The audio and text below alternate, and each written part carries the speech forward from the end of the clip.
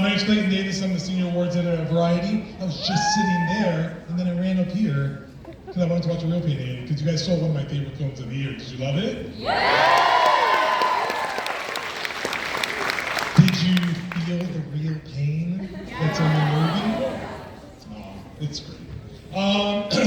So now we're getting really serious. Fuller McAllister, Mookie Anderson, Buster, Jason Igby Slocum Jr., Wallace Wells,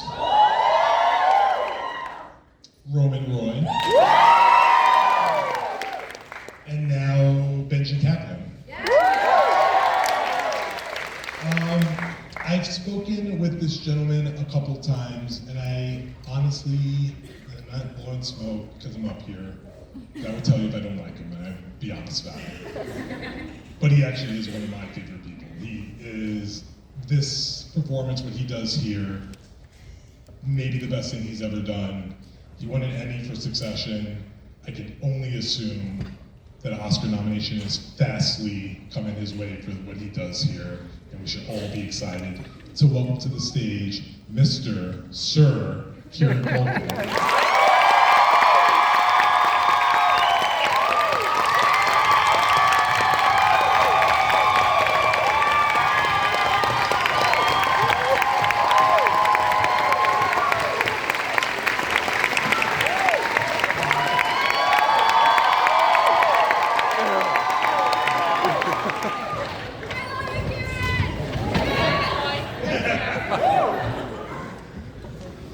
They were actually standing for me. You can't just knight somebody. I know. You just call me sir. It's just not, you don't have the authority. My wife is English. She's probably pissed right now. No, she's really excited about it. Yeah. She's like, knighted. I've been knighted, honey. It's royalty. Mookie throughout. Wait, raise your hand if you know who Mookie is. Mookie is Nowhere to Run. Yeah. That is my Kieran Culkin introduction. That's your JCVD movie? That's All right. Jean-Claude Van Damme.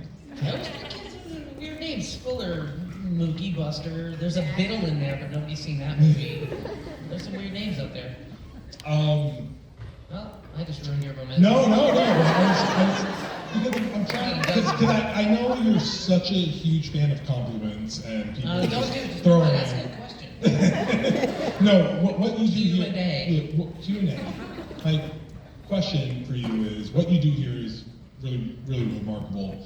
And the movie is a lot about trauma. And Sterling K. Brown once told me, not to name drop, but he told me you can be universal in being specific. Who said this? Sorry. Sterling K. Brown, Oh, wow. he was on This Is Us and American Fiction, great man.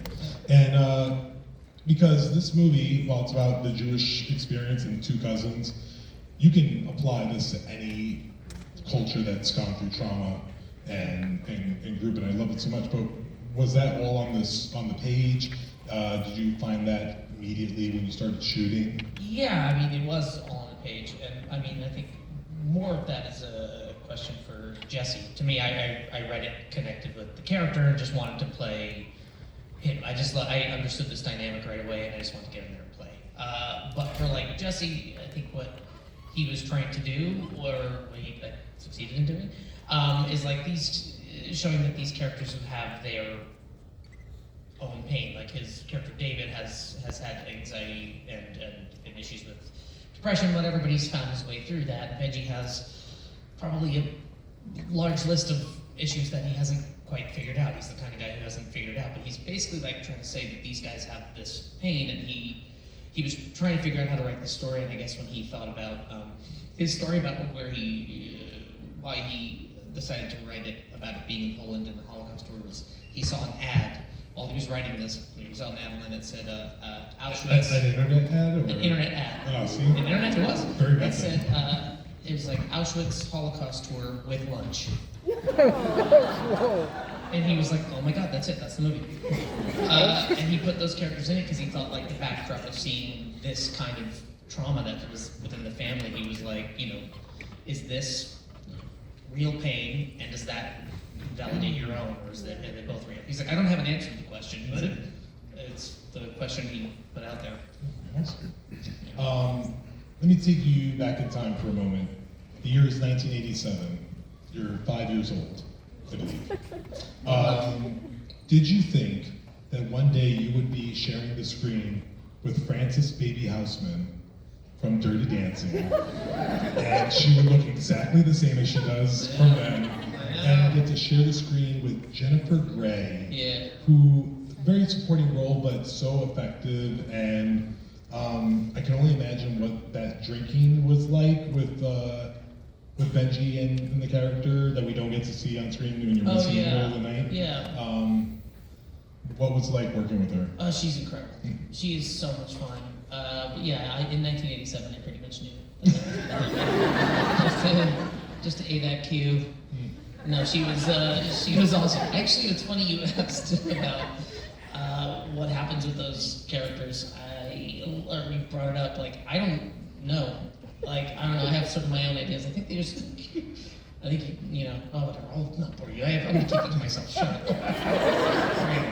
Moving on. A lot of this, the movie starts and ends with Benji, and we don't get, we are learning of Benji through David's eyes.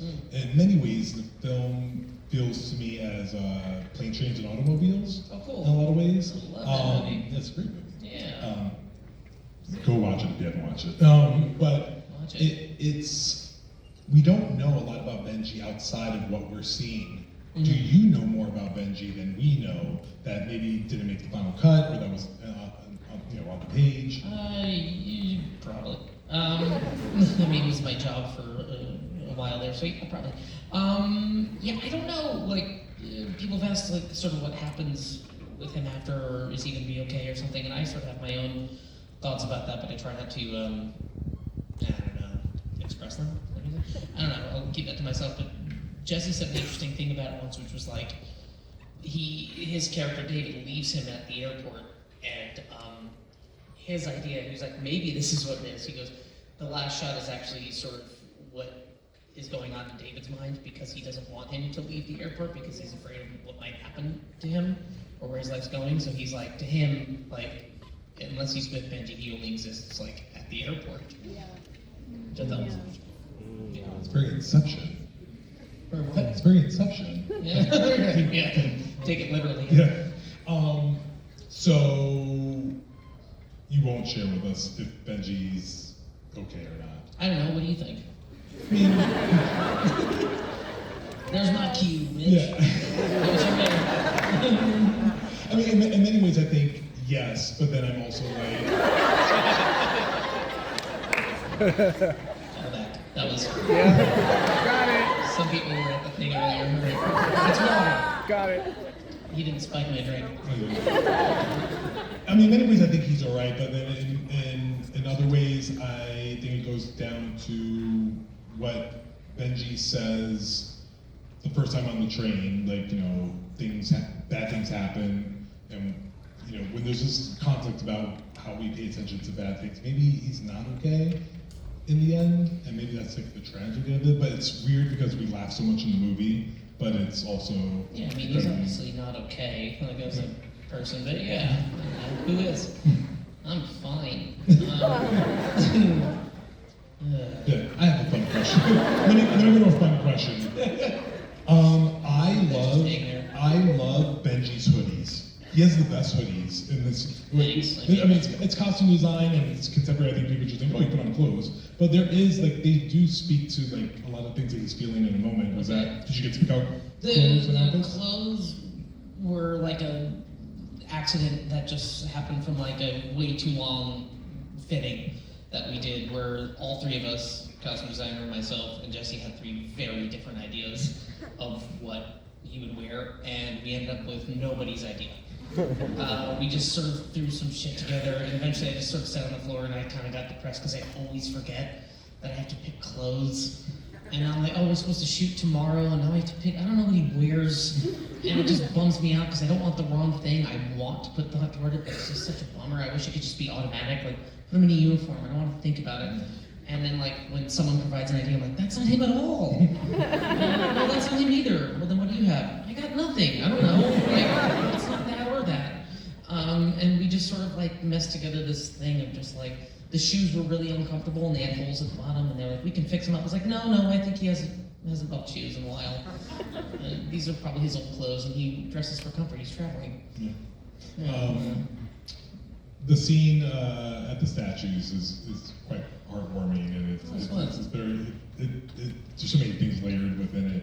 Obviously, things that David is feeling, watching all this happen. The way you're able to get this joy out of a tragic situation that people are, reflecting upon.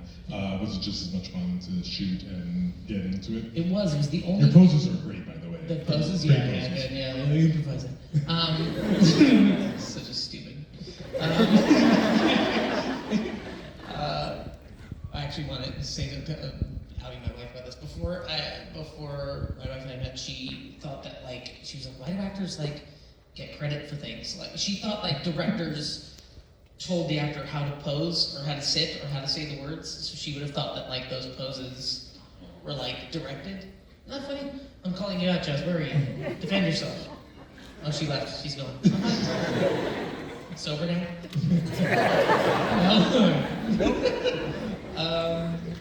Yeah, that was fun. That was the only thing he wanted to rehearse was that statue thing. We went a day before we started shooting because he set aside 3 hours to rehearse that.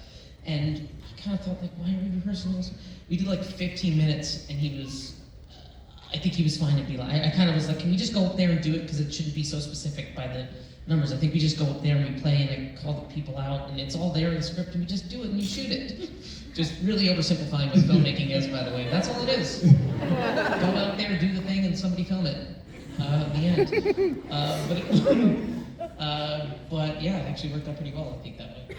Well, one of my favorite parts of the film, and I know you don't want to talk about yourself, so I'm going to let you talk about Jesse Eisenberg. Love talking about myself. I know, but the dinner scene in which you leave the room and then Jesse Eisenberg gives that great monologue at the dinner table. Were you watching him perform that from the side? I had to, almost every take I tucked behind a corner so I could listen to it. I couldn't really see it. I was basically suppressing burps the whole time because, and he, bastard, cut it.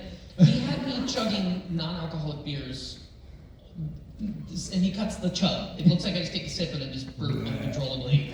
The whole point was I say something and then chug the whole beer, making the whole table watch me drink this whole thing, put it down, and then burp and go back to pee. So I kept doing that. So I'm hiding behind the corner, and he's giving this emotional monologue, crying, and I'm sitting there going, just shut up, take a break so I can burp, or just fuck up or something. So I just gotta let this burp out. So anyway, that's the emotional journey I went on. So you performed your own burps? Yes, I do. Some are improv. Yeah. People are impressed with Tommy Cruise. We have Kieran Culkin, the next stuntman, doing his own burps. That's what we like to see. Call him the burp guy for me. It's water. There is a really beautiful, tender moment, and a lot can be done with an actor with what he's saying, but a lot with what he doesn't say. And there's a moment after you guys wake up after the first night, your acting sleep is very peaceful looking. Is that how you really sleep? I thought it was pained. No, you that's not a script anyway. All right, I didn't succeed in my mission. Yes, I do sleep like that. But the way you're coming down the escalator when Jesse Eisenberg looks back, you have this look on your face that, for me, I was like, oh my god, there's 1,000 things happening. I was in the script, great. Oh. That was it. So Jesse, God, I'm talking about him. He likened the relationship he had with me. He's like, when directors fall in love with their actor, their ingenue or something like that.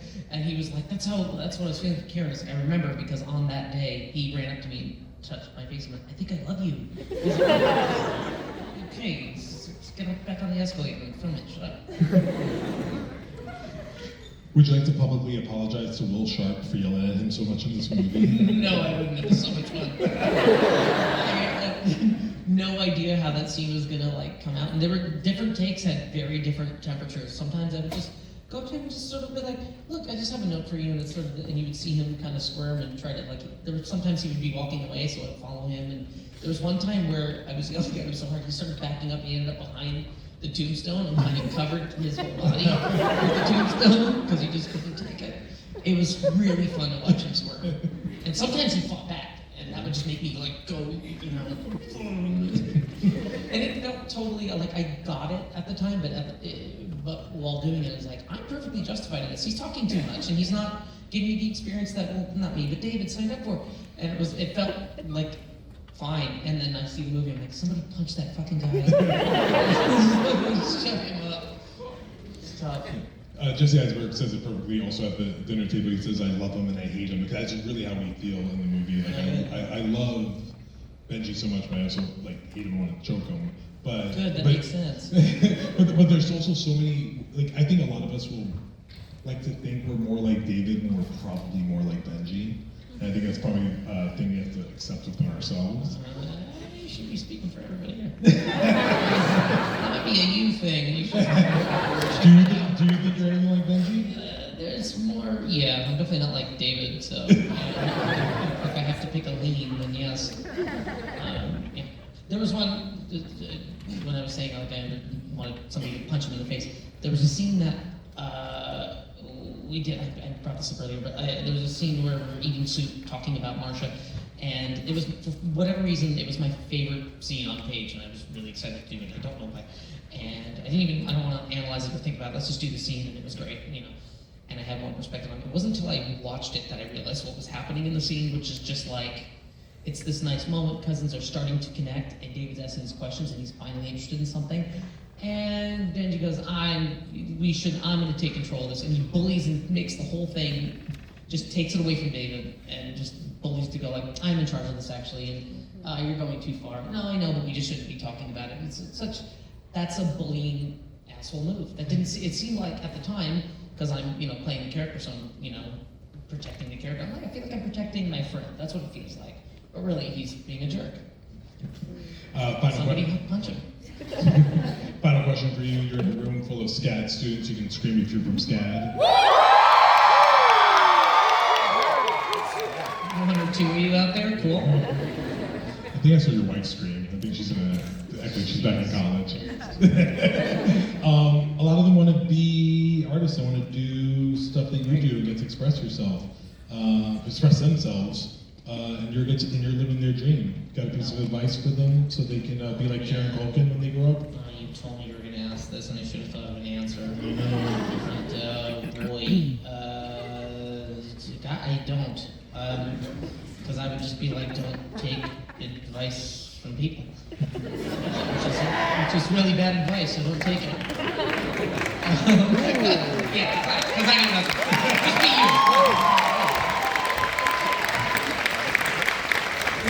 Is that it? What would you do? Would you give any advice? Come on.